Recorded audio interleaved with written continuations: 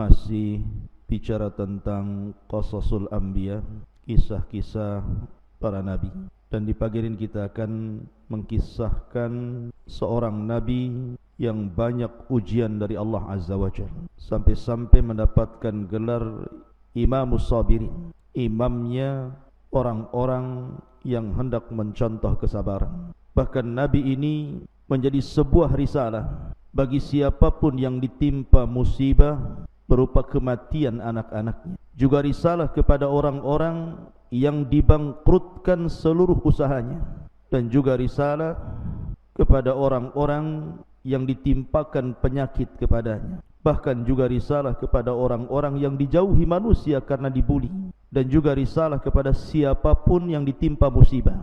Dialah Nabiullah Ayyub alaihi salatu wassalam. Nabi Ayyub alaihi salatu wassalam disebutkan dalam Al-Quran itu 4 kali. Pertama dalam surah An-Nisa 163, Al-An'am 84, Al-Anbiya 83, dan Suratul Sad 41. Ma'asyiral muslimin yang dimuliakan Allah Subhanahu wa taala, sebelum saya kisahkan tentang ujian yang Allah berikan kepada Ayyub, saya akan jelaskan dulu sedikit biografi Ayyub alaihi salatu wassalam. Siapa Ayyub itu? Kita tahu bahwa Nabi Allah Ibrahim alaihi salatu wassalam dianugerahi 2 putra dan dua-duanya menjadi nabi. Pertama Ismail, yang kedua Ishak. Dari Ishak inilah lahir anak kembar. Pertama Al-Is, yang kemudian melahirkan bangsa Romawi atau disebut dengan Bani Asfar, dan yang kedua Ya'qub atau dikenal dengan Israel. Jadi Is itu melahirkan orang-orang Romawi. Kalau hari ini kita sebut Romawi berarti Nasrani Eropa. Tetapi Ya'qub Israel, sehingga turunannya disebut Bani Israel. Lah Nabiullah Ayyub alaihi salatu wassalam ini keturunan bangsa Romawi, karena nasabnya sampai kepada Al-Is ibn Ishaq ibn Ibrahim alaihi salatu wassalam. Dan itu yang masyhur disebutkan oleh para ulama. Sebenarnya kisah Nabi Ayyub itu masyhur, terutama muamalah beliau dengan istrinya, dan bagaimana kesabaran istrinya ketika merawat Ayyub ketika sakit. Anehnya Al-Quran tidak menceritakan. Al-Quran itu hanya menceritakan secara global saja tentang kisah Nabi Ayyub. Justru hadis-hadis Nabi SAW yang banyak menceritakan tentang kisah Nabiullah Ayyub alaihi salatu wassalam. Ada yang mengatakan bahwa Nabi Ayyub alaihi salatu wassalam diutus ke sebuah tempat sebelah utara Suriah. Daerahnya disebut Huran. Disitulah Nabi Ayyub alaihi salatu wassalam hidup di negeri Rum. Ada yang mengatakan tempatnya disebut Basina, bagian daripada Huran Suriah. Disitulah Ayyub diutus oleh Allah Azza wa Jalla untuk mendakwahkan tauhid. Baik, kita akan baca beberapa ayat Al-Quran tentang kisah Ayyub ini. Pertama, surah Al-Anbiya 84.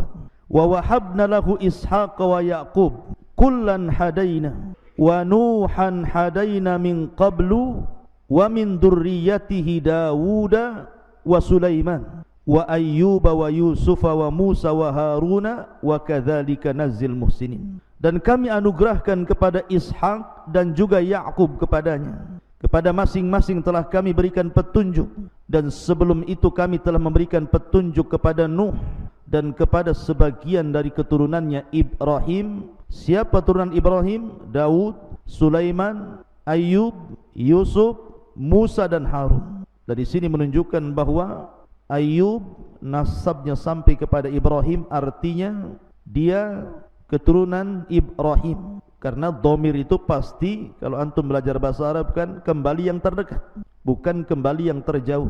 Tidak kembali kepada Nuh, tapi kembali kepada Ibrahim. Dan tadi saya sudah katakan bahwa nasab Ayyub itu kalau disebutkan oleh para ulama, Ayyub ibn Musi, ibn Zarah, ibn Is, ibn Ishaq, ibn Ibrahim. Itu diantara nasab yang disebutkan para ulama sejarah.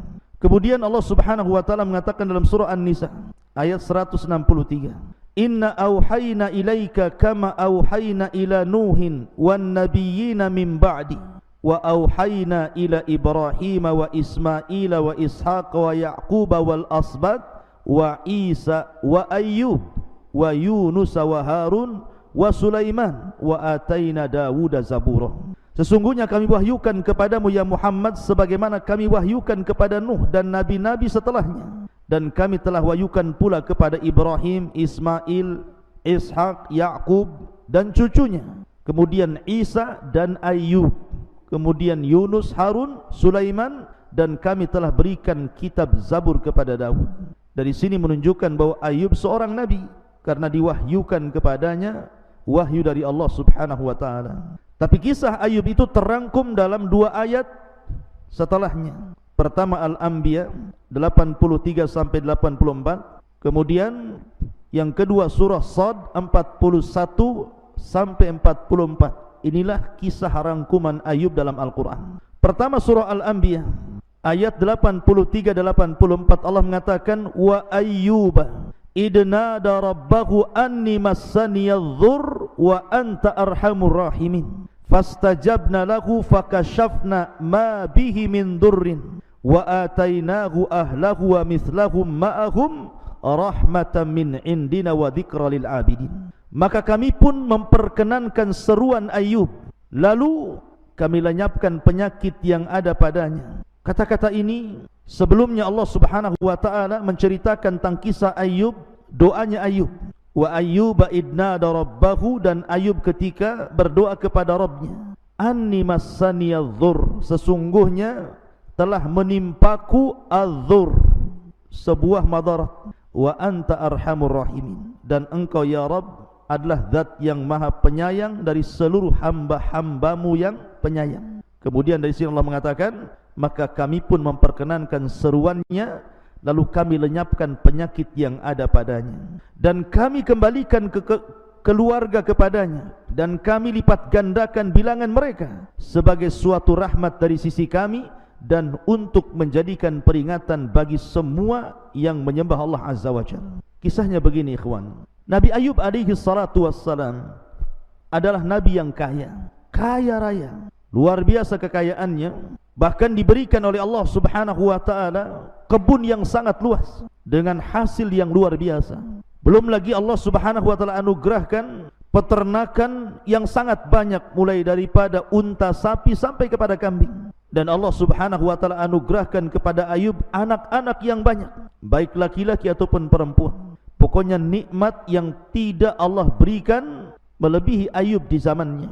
Dan itulah cita-cita manusia kan. Cita-cita manusia itu bisa menikah, kemudian punya anak, kemudian punya kekayaan, kemudian punya pembantu, karena Ayyub itu banyak budaknya dan banyak pekerjanya. Itulah anugerah yang Allah Subhanahu wa taala anugerahkan kepada Ayyub alaihi salatu wassalam. Pada suatu ketika ikhwatu fillah muliakan Allah Subhanahu wa taala, datanglah syaitan kepada Ayyub, kepada Allah Subhanahu wa taala. Kemudian mengatakan, pantas saja kalau Ayyub itu diberikan kesabaran ya Rabb, karena kau berikan nikmat begitu banyak kepada Ayyub. Kau berikan kekayaan yang melimpah, kau berikan anak-anak yang sukses, kesehatan, istri yang sabar, dan begitu seterusnya. Coba kalau seandainya kau uji Ayyub, belum tentu Ayyub sesabar itu. Tetapi Allah Subhanahu wa taala sudah katakan dalam Al-Qur'an bahwa Ayyub itu inna wajadnahu sabira ni'mal abdu innahu awwab. Sesungguhnya Ayyub itu seorang yang sabar. Dialah sebaik-baik hamba, sesungguhnya dia amat taat kepada Tuhannya. Artinya Allah sudah menetapkan Ayyub itu orangnya sabar. Tidak mungkin bergeming dengan musibah yang Allah Subhanahu wa taala timpakan kepada Ayyub. Akhirnya Allah Subhanahu wa taala betul-betul menguji Ayyub. Pertama, Allah Subhanahu wa taala rusakkan seluruh kekayaannya. Allah bangkrutkan seluruh kekayaannya. Ikhwan, orang yang terbiasa miskin tidak akan sedih dengan kemiskinannya. Tetapi kalau orang itu kaya tiba-tiba bangkrut dan jatuh miskin, itu sangat sedih kondisinya. Makanya banyak orang-orang kaya jatuh miskin itu bunuh diri. Apalagi terlilit hutang gitu ya. Pasti dia akan cari sirup yang ada racun tikusnya itu, biar cepat mati. Ada orang yang tidak sabar, akhirnya gantung diri kan itu. Karena orang yang pernah kaya kemudian miskin itu kondisinya berbeda dengan orang yang terbiasa dengan miskin. Maka Ayyub alaihi salatu wassalam betul-betul oleh Allah Azza wa Jalla diuji, di mana semua kekayaannya dihabiskan, ternaknya semuanya mati, panennya semuanya gagal. Dan Ayub alaihi salatu wassalam sudah tidak punya penghasilan lagi. Cukup sampai di sini? Tidak. Nabi Ayub alaihi salatu wassalam setelah diuji seluruh kekayaannya habis, tiba-tiba Allah subhanahu wa ta'ala uji dengan ujian yang lainnya. Seluruh anak Ayub meninggal dunia, baik anak laki-lakinya atau anak perempuannya, semua meninggal dunia. Kematian anak itu berbeda dengan kematian orang tua ataupun pasangan. Makanya Nabi SAW sedih ketika kematian Ibrahim, bahkan menangis. Sampai-sampai Nabi SAW mengatakan, innal aina la tadma wa innal qalba la tahzan wa inna bifirakika ya Ibrahim la mahzunun. Sesungguhnya air ini, mata ini bisa meneteskan air mata, hati ini bisa bersedih karena perpisahanku dengan Ibrahim ini menyesakkan dada, kata Rasulullah. Lah ini Ayub bukan satu anak loh ya, semua anaknya mati, semua anak-anaknya mati. Tetapi Allah berikan kesabaran kepada Ayub. Cukup sampai di sini? Tidak. Nabi Ayub alaihi salatu wassalam tiba-tiba ditimpakan kepada Ayub penyakit judari. Mungkin kalau penyakit judari hari ini mungkin bisa sembuh dengan operasi, dengan obat-obatan. Tapi di zaman itu kan belum ditemukan itu. Penyakit kulit. Yang dalam kulit Ayub itu terdapat benjolan dari atas kepala sampai kaki. Isinya itu ulat, nanah, darah. Tetapi ketika Allah subhanahu wa ta'ala berikan penyakit kepada Ayub, bukan berarti Allah hendak menghinakan nabinya. Mustahil. Allah hendak menguji nabinya. Dan Allah tahu Ayub itu, inna wajadnahu sabira, pasti kami dapati Ayub itu sabar. Dan penyakit yang diderita Ayub itu bukan sebulan 2 bulan, bukan setahun 2 tahun. Dalam hadis Anas bin Malik yang disahihkan oleh Syekh Nasiruddin Al-Albani, 18 tahun lamanya, 18 sanatan, 18 tahun. Dan Ayub tidak pernah mengeluh. Orang sekarang baru ditimpa musibah sebentar saja mengeluh. Bukan mengeluh kepada Allah, nulis status, kepala saya pusing, kepala saya putar-putar, vertigo, atau orang Padang bilang percie gitu ya. Jadi Nabi Ayub itu 18 tahun itu luar biasa tuh. Bayangkan ditimpa musibah 18 tahun itu bukan sebentar. Tapi tidak keluar dari lisan Ayub, beliau menolak takdir Allah. Kenapa saya sakit? Tidak seperti orang sekarang gitu ya. Kenapa saya miskin? Kenapa enggak orang itu saja miskin? Kenapa saya enggak orang itu saja yang sakit gitu? Kenapa asik saya terus gitu? Tidak. Ayub tidak pernah mengeluh kesah. Cukup sampai di sini ujian Ayub? Rupanya tidak. Ditimpa penyakit yang lama 18 tahun tidak kunjung sembuh. Semua manusia yang dulu mendekati Ayub semua menjauh Ayub. Baik orang yang dekat ataupun yang jauh, semua menjauhi Ayub. Yang tersisa cuma 3 orang. Istrinya yang sabar, kemudian 2 temannya. Yang lainnya tidak berani datang kepada Ayub karena takut tertular penyakitnya. Cukup sampai di sini? Tidak rupanya. Syaitan datang memberikan was-was. Sebagaimana Nabi Adam alaihi salatu wassalam keluar dari sorga karena was-was syaitan, setan datang kepada Ayub memberikan was-was. Ayub, kau seorang nabi loh, kau seorang nabi. Kenapa Allah subhanahu wa ta'ala berikan penyakit begitu lama? Jangan-jangan Allah sudah tidak sayang lagi sama kamu katanya. Jangan-jangan Allah sedang mengadab kamu. Diberikan was-was supaya Ayub menolak takdir. Tapi Ayub ini sabar. Coba musibah-musibah ini kalau dikumpulkan kepada seseorang di zaman sekarang, bisa mati berdiri itu. Hartanya habis, anaknya semua mati, diberikan penyakit, manusia menjauh, setan datang memberikan was-was gitu. Enggak ada orang selamat kecuali Ayub alaihi salatu wassalam. Makanya dia disebut Imamus Sabirin. Ma'asyiral muslimin yang dimuliakan Allah subhanahu wa ta'ala. Allah subhanahu wa ta'ala berfirman di sini di dalam surah Sad yang paling lengkap di sini. Wadhkur abdana Ayyuba, dan ingatlah akan hamba kami Ayyub, idnada rabbahu, ketika dia berdoa kepada Rabbnya, anni massaniya syaitanu binusbin wa adab, sesungguhnya aku diganggu syaitan dengan kepayahan dan siksaan. Artinya setan datang memberikan was-was. Ma'asyiral muslimin, orang sakit itu ikhwan, yang paling ditakutkan itu adalah ketika tidak ada orang yang berkunjung kepadanya. Mungkin awal sakit banyak orang yang berkunjung ya, bawa buah, mendoakan la ba'sa tahurun insyaallah, syafaqallah atau syafiqallah gitu ya, syafaqillah. Ya, sehari dua hari ramai yang berkunjung. Lah kalau seandainya penyakitnya bertahun, siapa yang mau berkunjung coba? Lah justru orang sakit itu lebih sakit ketika tidak ada orang yang berkunjung dibandingkan penyakitnya. Itu orang sakit. Nanti antum akan merasakan, mudah-mudahan enggak kena sakit. Kalau seandainya sakit, lebih sakit tidak dikunjungi orang dibandingkan sakitnya sendiri, itulah orang sakit, tabiatnya orang sakit seperti itu. Lah Ayub itu seperti itu dijauhi dan diganggu syaitan. Setanlah yang meniupkan ke badan Ayub sehingga kemudian datang penyakit. Akhirnya penyakit ini bukan hanya Ayub tidak bisa bergerak sehingga harus dipapah oleh istrinya ke sana kemari, manusia menjauh darinya. Ma'asyiral muslimin yang dimuliakan Allah Azza wa Jalla, sampai-sampai ketika syaitan tidak bisa menggoda Ayub, dia datang kepada istrinya, disuruh agar istrinya ini memaksa Ayub berdoa kepada Allah. Dia datang kepada Ayub istrinya dan mengatakan, ya Ayub, anta Nabiullah. Wahai Ayub, kau ini Nabi Allah. Lau da'auta rabbaka fa innahu sayastajibu lak. Ya Ayub, kalau engkau berdoa kepada Allah, mintalah kesembuhan, mintalah agar kekayaannya dibalikan, mintalah agar keturunan kita kemudian dianugerahkan. Engkau kan seorang Nabi. Istrinya yang memaksa. Tapi lihat jawaban Ayub. Dia tidak terpengaruh dengan ucapan istrinya. Dia hanya berfikir dan mengatakan kepada istrinya, baik, sudah berapa lama Allah berikan anugerah nikmat kepadaku dan kepadamu selama kami berumah tangga ini? Berapa tahun? Wa nahnu fi mu'afan, dan kami diberikan kesehatan dan kemakmuran hidup berapa tahun coba? Kata istrinya mengatakan, sab'ina sanatan. Dalam riwayat thamanina sanatan, 70 tahun wahai suamiku. Dalam riwayat 80 tahun wahai suamiku. Kemudian kata Ayub, lalu sudah berapa lama Allah uji saya? Uji kita ini sudah berapa lama? 18 tahun wahai suamiku. Kata Nabi Ayub, imbang tidak tuh? Allah sudah menganugerahkan harta, kenikmatan, kesehatan dan nikmat-nikmat yang lain selama 80 tahun atau 70 tahun, sementara Allah baru menguji 18 tahun. Tidak imbang. Biarkan ujian ini sebagaimana Allah berikan nikmat kepada kita. Tunggu sampai 80 tahun baru imbang. Lihat jawaban Nabi Ayub. Tidak terpengaruh dengan istrinya. Tetap dia orang yang sabar.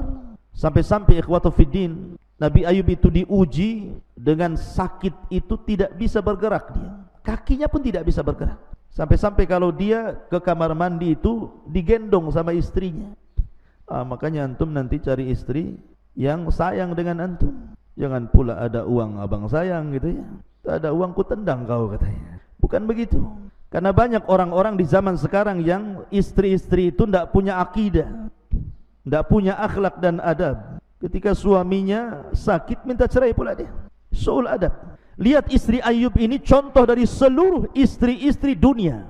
Dia tetap merawat Ayub. Kenapa? Al-jaza' min jinsil amal. Jazaul ihsan ilal ihsan. Balasan yang baik itu diberikan dengan kebaikan. Istrinya tahu dia sudah hidup kaya dengan Ayub, diberikan kesehatan, kemakmuran, senang 80 tahun lamanya.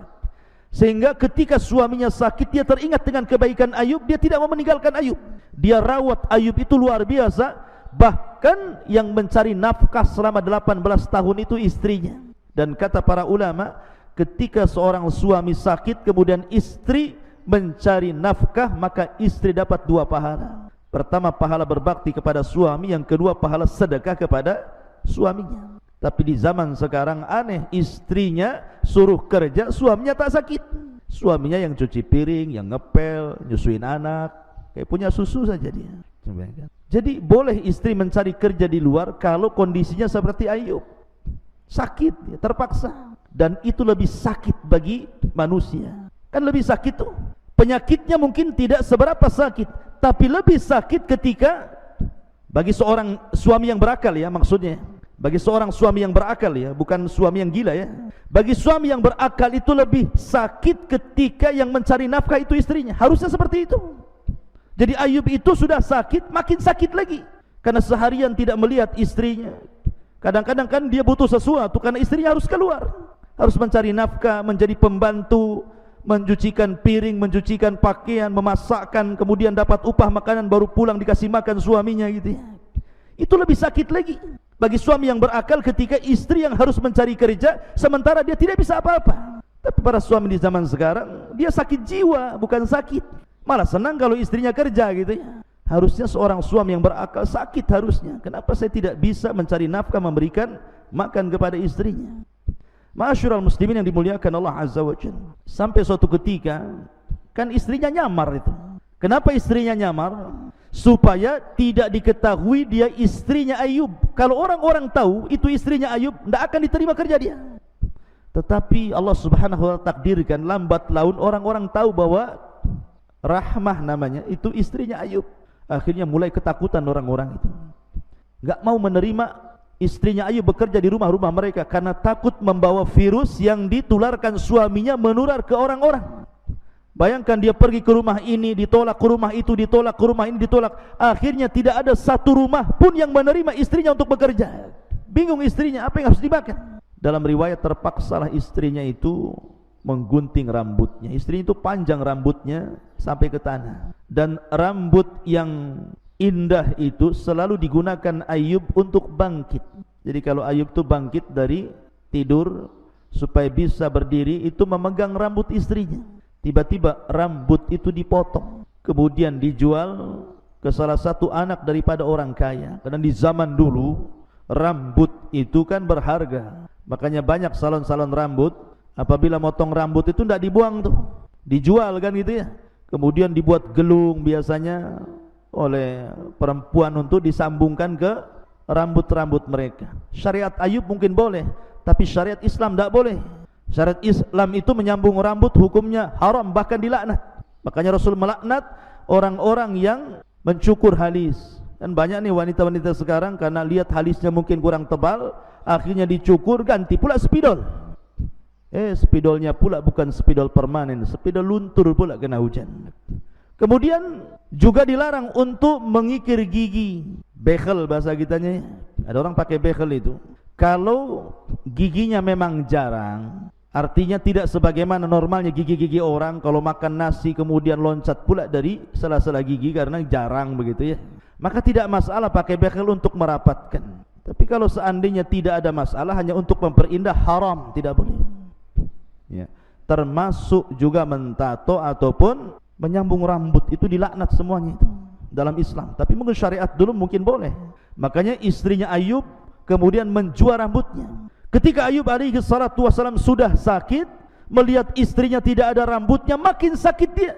Dari situ dia bersumpah untuk memukul istrinya kalau sembuh 100 kali pukulan. Kenapa Ayub alaihi salatu wassalam sampai bersumpah seperti itu? Ma'asyiral muslimin yang dimuliakan Allah Azza wa Jalla. Tapi yang jelas bahwa ketika sudah berlalu 18 tahun lamanya, kemudian Nabi Ayub alaihi salatu wassalam suatu ketika dihantar istrinya untuk buang hajat. Ada yang mengatakan untuk mandi.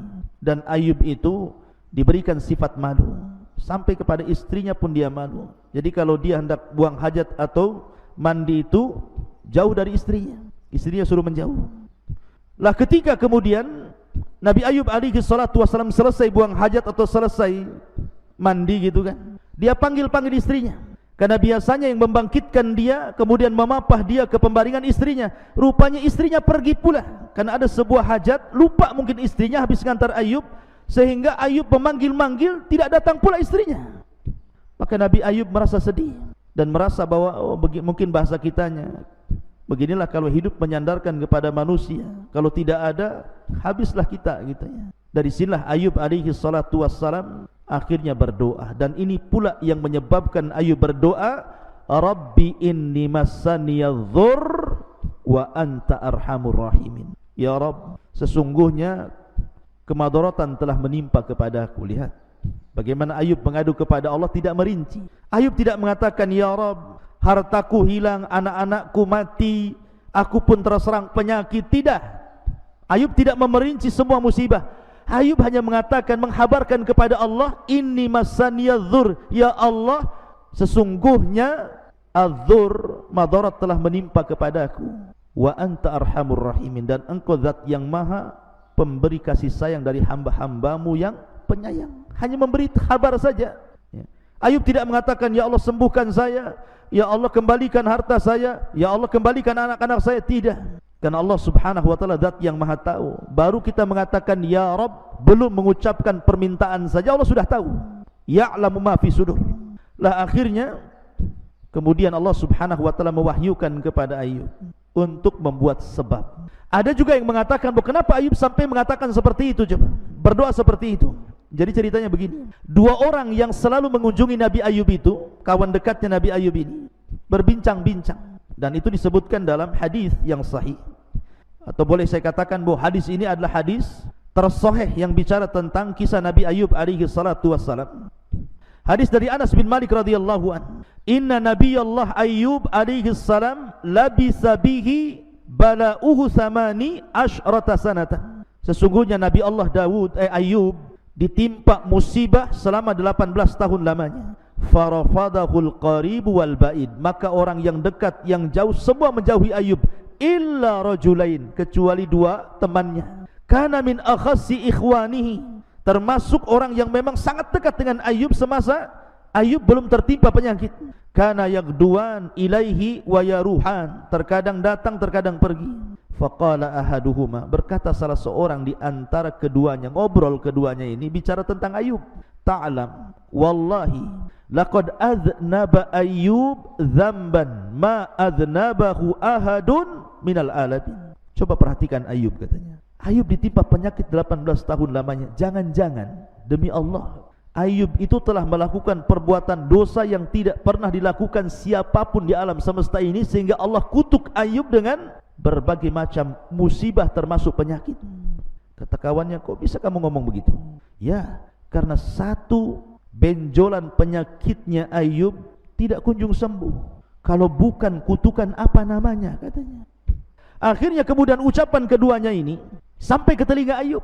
Dari sinilah Ayub kemudian merasa sesak dadanya, kemudian mengatakan, Rabbi inni masaniyadh-dhur wa anta arhamur rahimin. Itu juga yang menjadikan sebagian ulama mengatakan sebab kenapa Ayub sampai berdoa seperti itu. Lah setelah Nabi Ayub berdoa seperti itu, setelah lama 18 tahun lamanya, akhirnya ketika istrinya mengantar Ayub buang hajat, kemudian Allah Subhanahu wa taala mewahyukan kepada Ayub mengambil sebab. Artinya bukan hanya doa saja, tapi ambil sebab. Apa sebabnya? Untuk kesembuhan itu Allah Subhanahu wa taala mengatakan, urkud birijlika hadza mughtasalun baridun wa syarabun. Allah Subhanahu wa taala mengatakan, hantamkan kakimu ke tanah, maka akan keluar air. Air itu air yang sangat sejuk. Mandilah dengan air itu dan minumlah dengan air itu. Jadi Ayub alaihi salatu wasalam diajarkan oleh Allah, doa itu tidak cukup, harus mengambil sebab. Dia sudah berdoa, Rabbi inni masaniyadh-dhur wa anta arhamur rahimin. Kemudian Allah ajarkan sebab, karena selama ini Ayub kan tidak bisa bergerak badannya. Maka coba gerakkan kakimu, pukulkan ke tanah. Maka Ayub kemudian menggerakkan kakinya, kemudian memukulkan tanah. Tiba-tiba keluar mata air. Air itu sangat dingin, dan Allah katakan, mandi kau dari situ, minum dari situ. Subhanallah. Akhirnya dia mandi dari situ, minum dari situ, dan Allah takdirkan fastajabna lahu. Allah anugerahkan kepada Ayub, Allah ijabah doanya, semua sembuh penyakitnya. Kulitnya menjadi indah, wajahnya menjadi muda gitu ya. Kayak air ajaib gitu ya. Pokoknya sembuh total. Bahkan lebih muda daripada sebelumnya, lebih indah daripada sebelumnya, lebih tampan daripada sebelumnya. Sehingga ketika kemudian istrinya datang, kemudian Ayub mencari-cari istrinya, berjumpalah papasan di jalan. Kata istrinya, ya fulan, apakah kau melihat Nabi Allah Al-Mubtala yang diberikan ujian begitu banyak Ayub? Di mana dia? Katanya, aku sudah mencari ke sana kemari, tidak ada. Tapi kata istrinya, sepertinya suamiku mirip dengan kamu di waktu muda, katanya. Kata Ayub alaihi salatu wassalam, ana Ayub, saya Ayub. Subhanallah ya, saya Ayub. Maka ketika dia mengatakan ana Ayub, saya Ayub, istrinya terperanjat gitu kan, karena Allah sudah anugerahkan kesembuhan. Dari sini bukan hanya itu saja, Allah katakan wa wahabna lahu ahlahu wa mislahum ma'ahum rahmatan minna wa dzikra liulil albab. Apa kata Allah? Dan kami anugerahkan kepada Ayub dengan mengumpulkan kembali seluruh keluarganya. Kami tambahkan kepada mereka sebanyak mereka pula sebagai rahmat dari kami dan pelajaran bagi orang-orang yang mau berfikir. Artinya begini, Nabi Ayub itu datang malaikat kepada Ayub, memberikan dua pilihan. Ya Ayub, anak-anakmu sekarang sudah di sorga. Kalau Allah berkehendak, maka Allah akan mengembalikan anak-anakmu itu dari sorga ke dunia. Tetapi kalau engkau berkehendak, biarkan mereka di sorga, dan Allah akan ganti anak-anakmu dengan anak-anak yang lain. Maka Ayub memilih yang kedua. Akhirnya Allah subhanahu wa ta'ala anugerahkan Ayub anak-anak yang 2 kali lipat jumlahnya daripada anak-anak yang sudah meninggal dunia. Kemudian Allah lipat gandakan kekayaannya.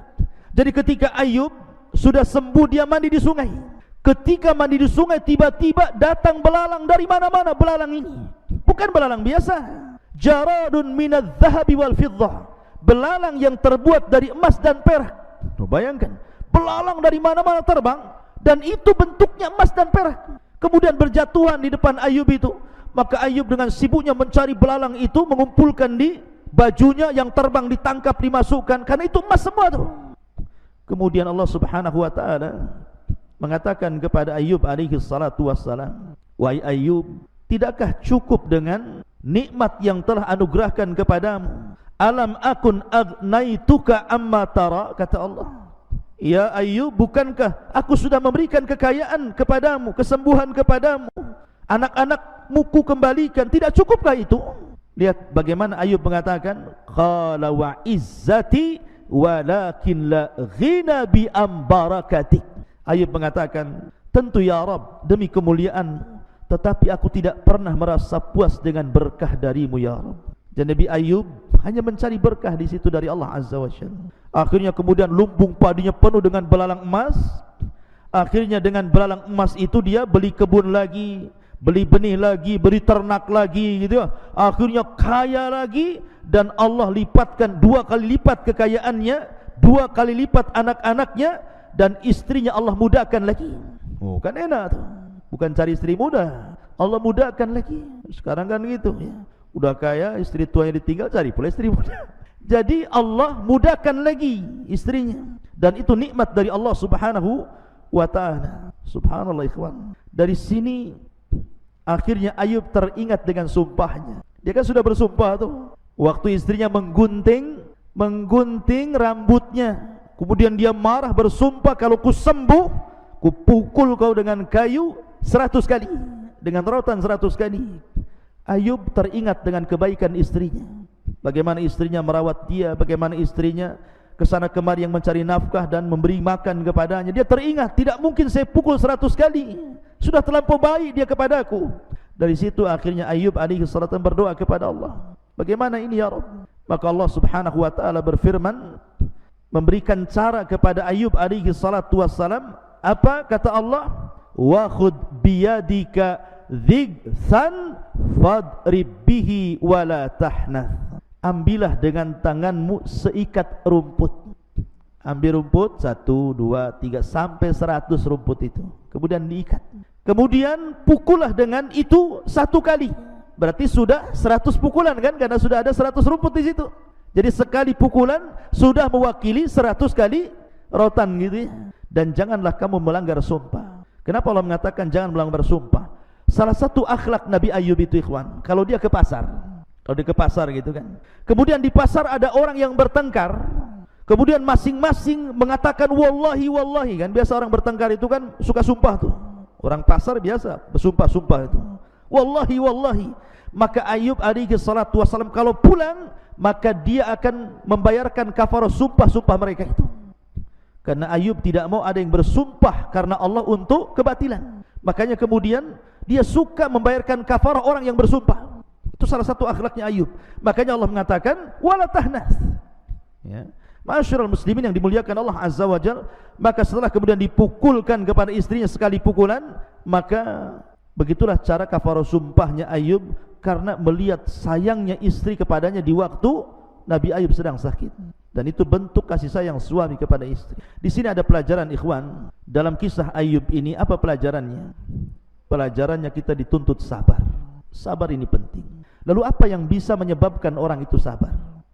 Orang itu kan susah. Baru 1 anak mati saja kadang-kadang orang sudah tidak bisa tidur, tidak bisa ibadah, stres macam-macam. Baru dompetnya hilang saja ke kiamat besar. Ada tuh ya, hilang dompet, kayak kiamat saja itu. Padahal rumahnya belum hilang tuh, baru dompetnya saja. Ya Ustaz, di situ rekening isinya 1 miliar katanya kan. Makanya kayak kiamat kan gitu ya. Kadang-kadang baru kemudian ditinggal istrinya saja stres dia, padahal dia bisa cari istri lain kan? Saking cintanya. Kadang-kadang baru dikasih penyakit sedikit saja udah ngomel-ngomel. Ada orang yang tidak sabar gitu ya. Lalu bagaimana caranya biar orang itu sabar?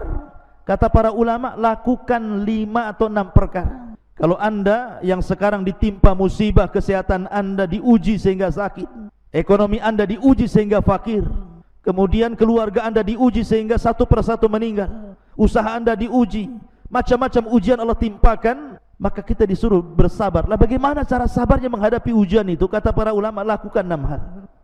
Pertama, lihat kisah-kisah para nabi dalam Al-Quran. Kalau seandainya anak anda meninggal, lihat Nabi Ayub, semua anaknya meninggal. Kalau anda pernah bangkrut, semua kekayaan Ayub bangkrut. Kalau anda ditimpa penyakit, Ayub juga ditimpa penyakit. Rasul pun sama. Lihat para nabi. Makanya Allah mengatakan kepada Rasul, isbir kama sabara ulul azmi minar rusul. Sabar kau Muhammad. Lihat para ulul azmi itu telah sabar sebelumnya. Yang kedua, apapun musibah yang menimpa antum, itu sudah dicatat sebelum Allah menciptakan langit dan bumi. Bi khamsina alfasana, 50.000 tahun sebelum Allah menciptakan langit dan bumi, musibah yang Allah akan timpakan kepada kita itu sudah dicatat di Lauhil Mahfuz. Artinya ini sudah takdir Allah. Terimalah takdir Allah. Yang ketiga, lihatlah kepada orang yang lebih parah musibahnya. Ungduru ila man huwa asfala minkum wala tangduru ila man huwa fawqakum fahuwa ajdar alla tajr nikmatallah. Lihat ke yang bawah, jangan lihat ke atas. Capek ya. Kalau seandainya anda kemudian ditimpa kolab usahanya, ada yang lebih kolab daripada anda. Kalau seandainya anda ditimpa penyakit, tetangga kemarin mati. Nah itu ya. Jadi lihat kepada yang lebih parah. Kemudian yang ketiga, jangan anda kira sesuatu yang anda anggap buruk itu memang buruk. Tidak. Allah mengatakan wa asa an takrahu syai'an wa huwa khairul lakum. Terkadang apa yang anda anggap buruk rupanya baik di hadapan Allah.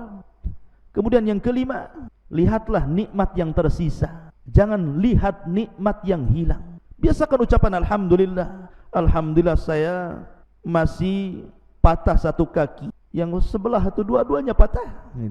Alhamdulillah saya masih hidup walaupun stroke. Kemarin yang sebelah innalillahi wa inna ilaihi rajiun sudah diusung ke Tamiang. Artinya lihat nikmat yang tersisa. Jangan lihat nikmat yang hilang gitu ya. Kemudian yang terakhir berdoa. Karena doa itu bisa yaruddul qada, bisa menolak keputusan Allah Azza wa Jalla. Lalu apakah musibah itu manfaat? Umpamanya orang terserang penyakit, apakah penyakit ini manfaat? Ya, penyakit ini manfaat. Apa manfaatnya? Musibah itu manfaat. Mau sakit, mau miskin, mau apa, itu manfaat bagi kita. Pertama, supaya kita dididik untuk beradab. Lihat orang-orang kaya baru beli mobil mewah saja yang harganya mahal, wah, ada sombongnya kayak Fir'aun, ya kan?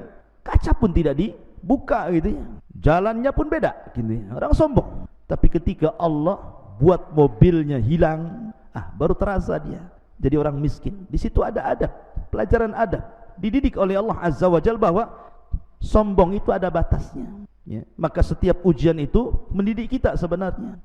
Yang kedua, ujian itu kafarah. Bukankah dunia ini sijnul mukmin? Namanya penjara. Orang hidup di penjara itu tidak suka kan gitu, pasti ingin keluar. Tapi suatu ketika Allah bukakan pintu sorga sebagai lepasnya kita dari penjara, baru kita akan senang. Ketika orang keluar dari musibah, dosanya hilang, pahalanya numpuk gitu ya.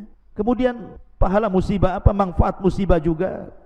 Bahwa musibah ini ikhwatu fiddin muliakan Allah Azza wa Jalla, bukan hanya mendidik akhlak, kemudian juga menjadikan dosa-dosa kita hilang, tapi musibah itu manfaatnya juga besar.